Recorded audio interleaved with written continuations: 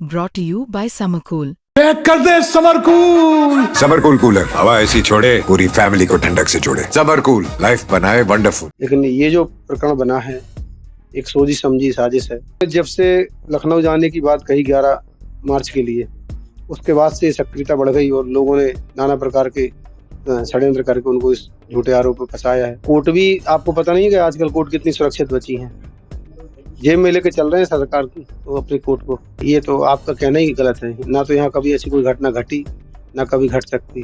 ज्योतिर्मठ के शंकराचार्य स्वामी अभिमुक्तेश्वरानंद सरस्वती महाराज इन दिनों काफी ज्यादा चर्चा में हैं, या यूं कहें कि विवादों में हैं। विवादों की वजह उनके खिलाफ एफआईआर जो कि पॉक्सो एक्ट के अंतर्गत की गई है। प्रयागराज की एडीजे कोर्ट ने उनके खिलाफ एफआईआर के आदेश दिए हैं। इस पूरे मामले में जहां पुलिस जांच कर रही है, वहीं ये शिकायत आशुतोष ब्रह्मचारी नाम के एक दूसरे संत के द्वारा करी गई है। वहीं इस पूरे मामले पर आपको बता दें कि एमपी तक की टीम नरसिंहपुर में उस आश्रम पहुंची जहां से स्वामी अभिमुक्तेश्वरानंद सरस्वती महाराज ताल्लुक रखते हैं। ब्रह्मलीन शंकराचार्य स्वामी स्वरूपानंद सरस्वती के वो शिष्य हैं और उन्हीं के बाद उन्होंने ज्योतिर्मठ की गद्दी शंकराचार्य की वो संभाली है। यहाँ पर पहुंचकर, यानी कि नरसिंहपुर के आश्रम पहुंचकर एमपी तक ने क्या कुछ पाया, यहाँ के बटुकों ने क्या एक बड़ा खुलासा किया है, आपको विस्तार से हम इस रिपोर्ट में बताएंगे। नमस्कार, आप देख रहे हैं एमपी तक और मैं हूं आपके साथ आकांक्षा ठाकुर। देखिए, फिलहाल देश में अगर सबसे ज्यादा चर्चा में कोई है तो वो है स्वामी अभिमुक्तेश्वरानंद सरस्वती महाराज, जो कि ज्योतिर्मठ के शंकराचार्य हैं। ब्रह्मलीन शंकराचार्य स्वामी स्वरूपानंद के वो शिष्य हैं और उन्हीं के बाद उन्होंने ज्योतिर्मठ की गद्दी भी संभाली है। उनके ऊपर पॉक्सो एक्ट के अंतर्गत आरोप लगे हैं और एफआईआर दर्ज की गई है।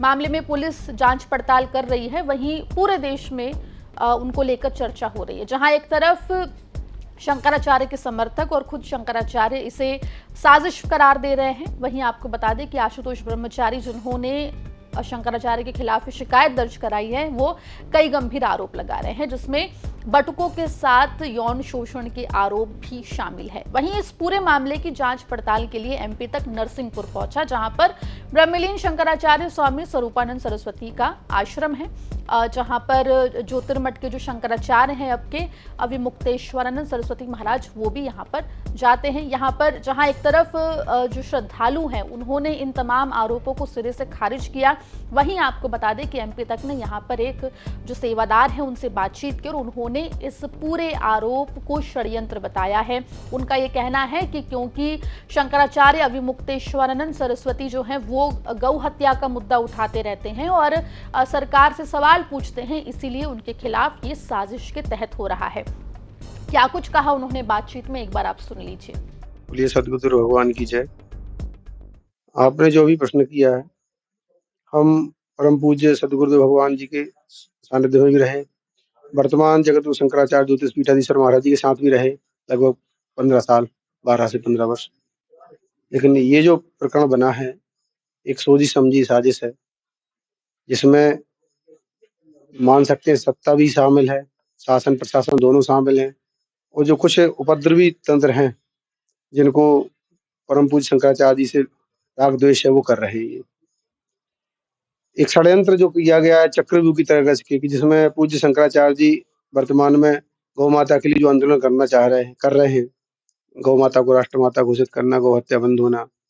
उन्होंने जब से लखनऊ जाने की बात कही 11 मार्च के लिए, उसके बाद से सक्रियता बढ़ गई और लोगों ने नाना प्रकार के षड्यंत्र करके उनको इस झूठे आरोप में फंसाया है।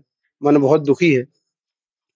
महाराज जी, कोर्ट ने आदेश दिया है कि वो कह रहा है ब्रह्मचारी के हमारे पास सबूत है जी, सबूत बताता क्यों नहीं अभी तक? यदि उसके पास प्रमाण है कोई सबूत तो बताना चाहिए। और कोर्ट भी आपको पता नहीं है कि आजकल कोर्ट कितनी सुरक्षित बची है, जेब में लेके चल रहे हैं सरकार की तो अपने कोर्ट को। इस आश्रम से जुड़े हुए हैं, यहाँ विद्यार्थी भी रहते हैं, कभी इस प्रकार की कोई यहाँ पर कोई घटना? ये तो आपका कहना ही गलत है। ना तो यहाँ कभी ऐसी कोई घटना घटी, ना कभी घट सकती, क्योंकि ये जगत गुरु जी का गुरुकुल है, सामान्य नहीं है।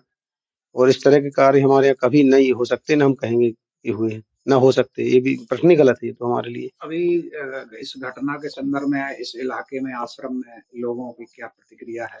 लोग मायूस हैं क्या? दुखी है लोग, प्रताड़ित हैं इस तरह से हम लोग, क्योंकि हमारे जो परम पूज्य शंकराचार्य जी के ऊपर आरोप लगाया गया है वो हम लोगों के लिए एक वज्रपात किया गया है शासन के द्वारा, प्रशासन के द्वारा। हम उसको कोर्ट भी कह सकते हैं, पुलिस को भी कह सकते हैं, वर्तमान सत्ता को भी कह सकते हैं। आप समझिए कि एक इतिहास में दर्ज होने वाली बात है। एक दंडी सन्यासी शंकराचार्य के ऊपर भगवाधारी मुख्यमंत्री के होते हुए, और प्रधानमंत्री कौन है आप जानते हैं, राष्ट्रपति कौन आप भी जानते हैं सब। उनके द्वारा ये जो कलंक लगाया है, ये उनकी सत्ता के ऊपर लगा है कलंक। उन्होंने शंकराचार्य जी के ऊपर नहीं लगाया आरोप। ये आरोप उनके इतिहास में दर्ज होगा कि इस सत्ता के शासन के काल में इस तरह का आरोप लगाया गया शंकराचार्य के ऊपर। ये ऐतिहासिक है और इतिहास अमर हो जाएगा। महाराज जी, शंकराचार्य पर भी सवाल सरकार उठा रही यूपी जी। प्रमाण दीजिए। तो ये बताइए कि ईवीएम से शंकराचार्य बनते हैं क्या? आप बताइए, शंकराचार्य कैसे बनते हैं? प्रधानमंत्री, मुख्यमंत्री, मंत्री, विधायक बन सकते हैं ईवीएम से, शंकराचार्य थोड़ी बनती है ईवीएम से। ईवीएम के शंकराचार्य नहीं ना, इसलिए दिक्कत हो रही है। इनके ईवीएम के शंकराचार्य होते तो वो अपने आप को अंदर में रखते। हमारे शंकराचार्य जी निष्पक्ष हैं, न सपा, न बसपा, न बीजेपी, न कांग्रेस, किसी पक्ष में नहीं, निष्पक्ष हैं। तो कैसी प्रतिक्रिया से बने हैं ये प्रतिक्रिया ये है कि हमारे पूज्य गुरुदेव भगवान की जो इच्छा थी, इच्छा पत्र था, उसके अनुसार बने हैं।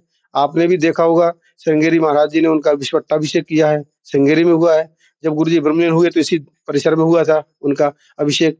उसके बाद द्वारका पीठ में हुआ, ज्योतिष मठ में हुआ, सबको पता है, सबके चैनलों के पास जानकारी है, वो सब पत्राचार में है।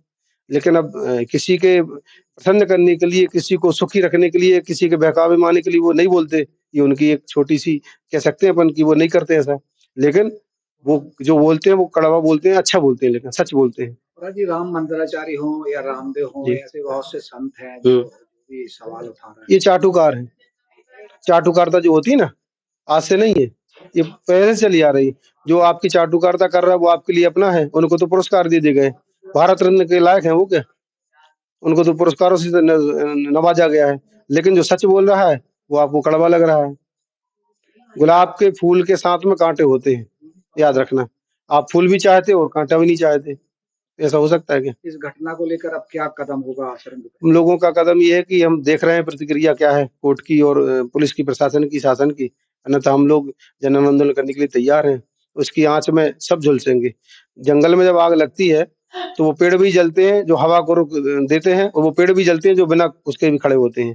तो इसके लिए सरकार सचेत रहे। वो ये ना सोचे कि शंकराचार्य जी अकेले हैं, शंकराचार्य जी के साथ कोई नहीं है।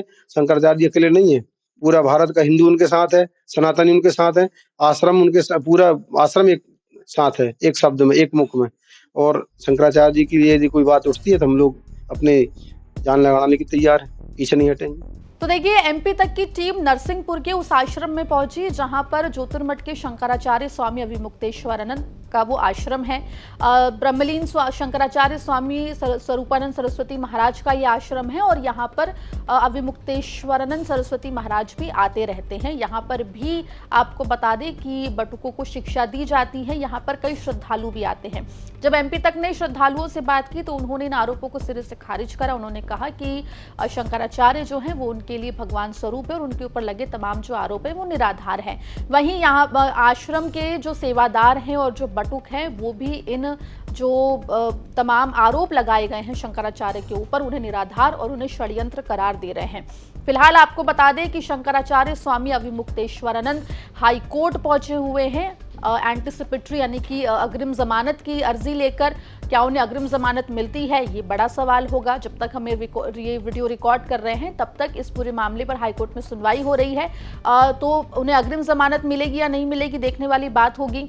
अगर अग्रिम जमानत नहीं मिलती है तो ऐसे में क्या शंकराचार्य की गिरफ्तारी होगी, ये भी देखने वाली बात होगी। लेकिन फिलहाल शंकराचार्य के समर्थन में तमाम जो संत समाज है वो भी निकलकर सामने आ रहा है। और जब एमपी तक की टीम उनके आश्रम नरसिंहपुर पहुंची तो वहां पर मौजूद सेवादारों ने इन तमाम आरोपों को निराधार और षड्यंत्र बताया है। पूरे मामले पर आपकी क्या राय है, कमेंट सेक्शन में जरूर लिख के बताएं। मध्य प्रदेश जुड़ी तमाम खबरों के लिए बने रहिए एमपी तक के साथ।